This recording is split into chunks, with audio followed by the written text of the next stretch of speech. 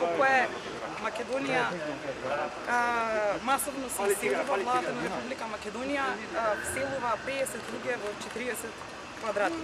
За овој проект се здружени повеќе министри, вршители на јавни функции и суди и вработени во администрацијата и ова е најдолен чин на пораз на македонската демократија.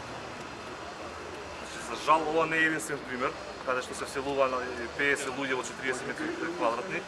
Има повеќе примери за тоа, како најтипични би ги посочил, има регистрирано 150 човечиња вселени во 80 метри квадратни, 100 човечиња вселени во 60 метри квадратни. Освен што ги вселувале, властите овие луѓе ги принудувале принудно да гласаат и тоа на различни места каде што имале потреба за тоа.